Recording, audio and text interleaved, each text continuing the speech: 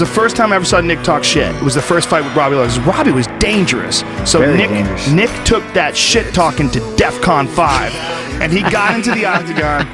And the first thing he does, he gets into the octagon. He looks over at Robbie, goes, "Stockton, motherfucker, Stockton!" And he starts walking around, "Stockton, mother." And Robbie's like, "What the fuck is he talking about? What does that even mean?" Yeah.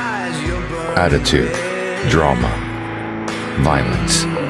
Unlike reality TV, no other business has brought together these three ingredients like the fight business. From a sport rich of wild, freakish characters. I got this overly inflated balloon animal.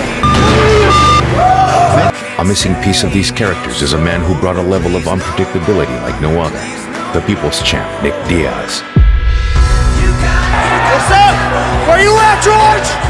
I'm not gonna be the one to back out of these fights. You know, nobody gives about me. They're over here throwing me in a fight after fight after fight. They're like, "Oh, this guy will knock him out. We'll get rid of him like that." You know what I mean? Like, you know, you're gonna have to find some other way.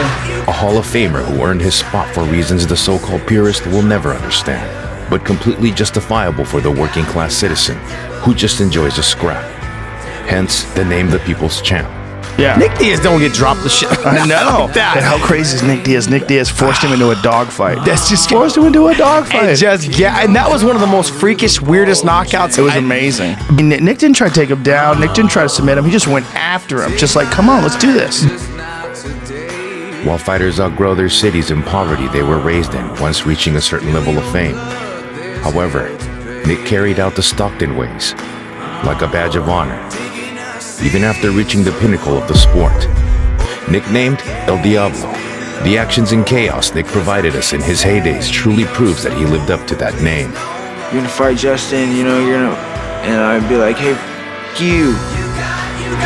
He is the former WEC and Strikeforce welterweight champion, Nick Diaz! And while not having the cleanest precision, speed, or even power, it was instead his fearlessness and unbreakable heart that enabled him to hang with the best. Although a man of few words, Nick despised the attention that came with prize fighting. You not like me, Nick? I feel like you instigate fights quite a bit, but where I come from, you know, people like that get slapped. Going against the likes of George St. Pierre, BJ Penn, and the Spider himself, Anderson Silva. In the octagon, El Diablo is in full display, bringing out the most obnoxious antics the sport has ever seen. He was fighting. He was like, "What, bitch? What we doing, bitch? What we doing, bitch?" And Arnie's like, "Come on, Josh, get up, like throw punches, do something. I'm gonna fucking sub you. I'm gonna do this, I'm gonna do that." And you're just like, "Shut up, man."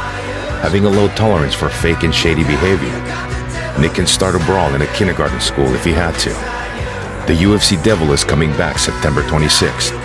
The world will have the pleasure to witness one of the most controversial, outrageous figures in the sport's history, to once again lace up those 4-ounce gloves and do what he does best: fight.